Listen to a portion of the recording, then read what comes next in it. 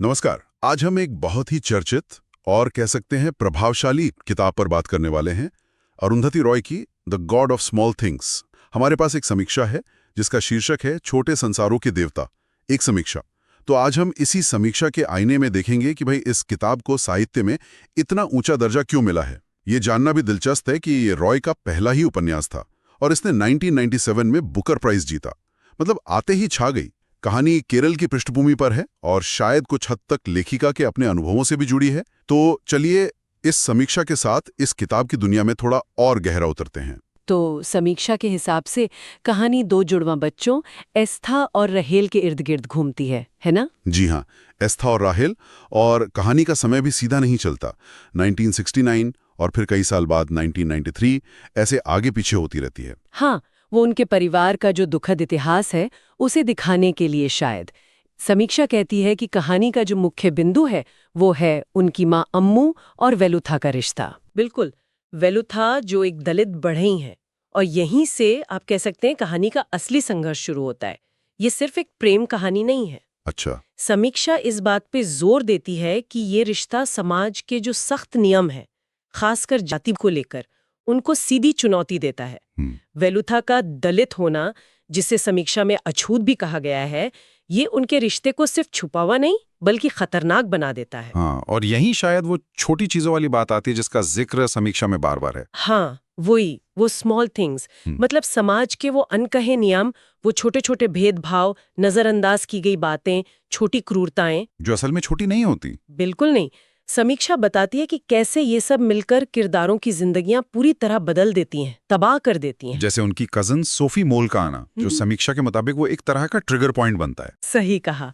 Sophie मोल का आना घटनाओं की एक ऐसी कड़ी शुरू करता है जिसमें फिर धोखा है, मौत है और ऐसा सदमा है जो जिंदगी भर पीछा नहीं छोड़ता। तो ये कहानी मतलब सिर्फ पारिवारिक ड्रामा नहीं है। हाँ, इसमें बड़े सामाजिक मुद्दे भी हैं, बहुत गहरे। समीक्षा साफ तौर पर कहती है कि जाति व्यवस्था की क्रूरता और सामाजिक ऊंच नीच पर ये एक बहुत तीखी टिप्पणी है। अम्मू और वेलुथा का प्यार इसका सबसे बड़ा उदाहरण है। और परिवार के अंदर के मुद्दे जैसे धोखा, चुप्पी, वो भी पारिवारिक रिश्तों में जो विश्वासघात होता है, जो बातें कभी कही नहीं जाती, उन पर भी ये कहानी बहुत कुछ कहती है।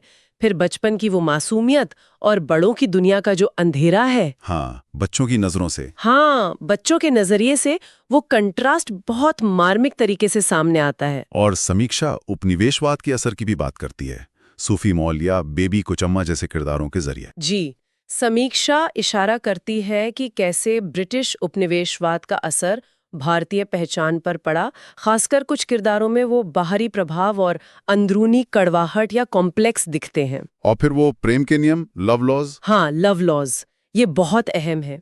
समीक्षा बताती है कि ये नियम कि किसे प्यार किया जाना चाहिए, कैसे किया जाना चाहिए और कितना, यही नियम है जो इस पूरी त्रासदी की जड़ में है। अच्छा, अब जरा लिखने के अंदाज पर आते हैं। समीक्षा अरुंधति रॉय की भाषा शैली के बारे में क्या कहती है?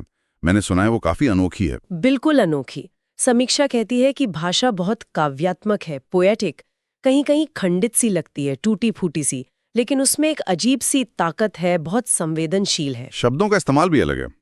हाँ, शब्दों से खेलती हैं वो, वाक्य रचना अलग है, कैपिटल लेटर्स का इस्तेमाल भी बहुत सोच समझ कर करती हैं। जैसे समीक्षा में उदाहरण दिया है, things can change in a day. इससे एक भावनात्मक लय बनती है। वो नमी, वो खुशबू और साथ ही किरदारों का अंदरूनी दर्द दोनों महसूस होते हैं। और कहानी सीधी नहीं चलती, हमने पहले भी कहा। समीक्षा इसे गैर रेखीय ढांचा कहती हैं। इसका क्या मतलब हुआ? मतलब कहानी एक सीधी लाइन में नहीं चलती, वो किरदारों की यादों की तरह है, कभी अतीत में जाती है, कभी वर्तमान में। समीक्षा कहते हैं कि ये ढांचा किरदारों की जो बिखरी हुई यादें हैं और उनका जो भावनात्मक उथल-पुथल है उसको दिखाता है। तो पाठक को थोड़ा ध्यान लगाकर पढ़ना पड़ता होगा। हाँ, थोड़ा सा। कई बार घटनाएं बच्चों के नजरिए से दिखाई जाती हैं, तो जो दुखद चीजें हैं वो भी कभी असली लगती हैं, कभी सपने जैसी। ये पढ़ने का एक अलग अनुभव देता है। किरदारों की बात करें तो समीक्षा के हिसाब से कौन से किरदार सबसे ज्यादा महत्वपूर्ण है? समीक्षा मानती है कि किरदार बहुत सशक्त है। अम्मू है, जो एक तरह से ट्रेजिक हीरोइन है, आजाद ख्याल की है पर हालात उसे तोड़ देते हैं। और वेलुथा? वलुथा, जो जातीय भेदभाव की भारी कीमत चुकाता है, वो उस अन्याय का प्रतीक है। फिर जुड़वां बच्चे एस्था और रहेल, जिनका वो गहरा लगभग एक जैसा होना सदमे के बाद बिखर जाता है। बेबी कोचम्मा। बेबी कोचम्मा, जो कड़वाहट और ईर्ष्या की मूर्ति है।